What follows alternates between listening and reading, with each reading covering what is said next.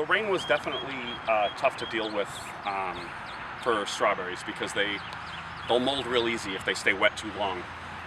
When we planted these, we actually kind of raised the center of the bed up a little bit higher because we've had to deal with this before, the wet and the rain. And so whenever we put strawberries in, we kind of mound that soil up high and then plant right at the top.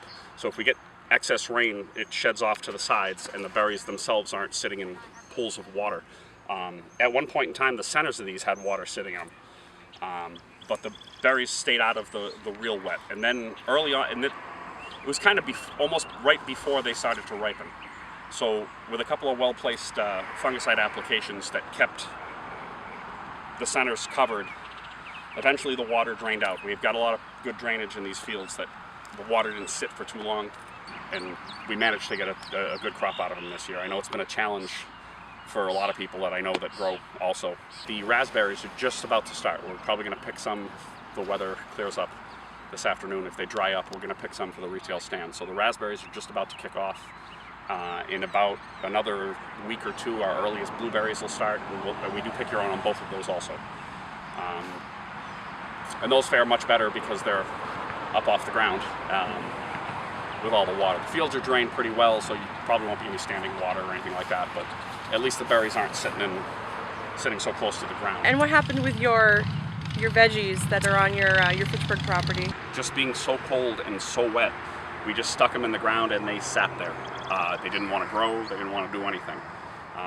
And then even after the rain stopped, it's still really wet and it's almost too wet for them to want to move. So with the recent heat we've gotten, we're starting to get caught back up again. They're starting to grow pretty quick, but I would say generally we're probably a week or two behind where we are normally, I should say. But it's probably, everything's going to be probably a week or two later than normal. We'll still get them. We didn't lose the crops. Just the way we plant them high enough off the ground, we won't lose plants, but it's just going to kind of slow the process. Now, if we keep getting excessive heat, it might catch up, but you never know. It's a challenge every year to deal with the weather. There's not much you can do about it. The apples, the pears, the peaches, nectarines, plums, they've all fared really well. They have, big giant root systems. The water's not going to affect them as much. What it's actually done in the short term is really started to size the fruit a little bit bigger than normal for this time of year. These are actually pretty big already for it only being June. There's a really great crop of apples this year.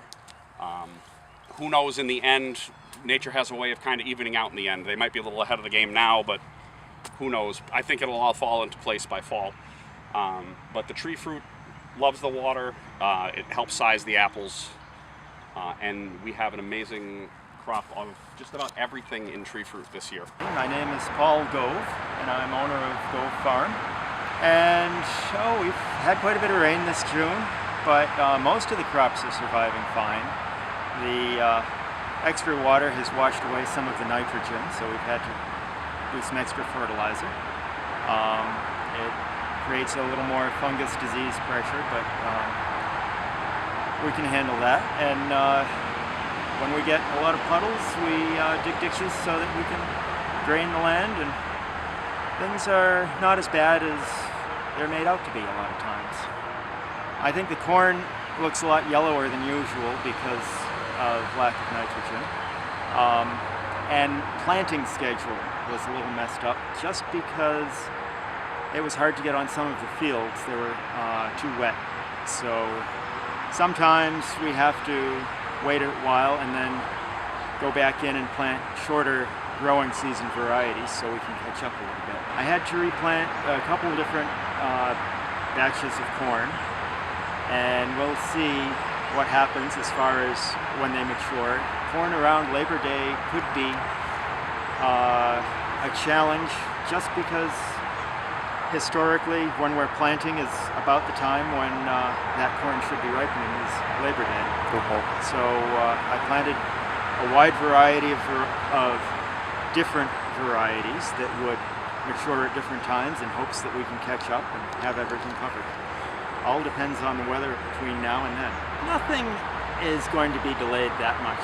It seems like we've had some cold weather, but we've had some equally hot weather. And it doesn't look like it's that far out of a completely average year overall.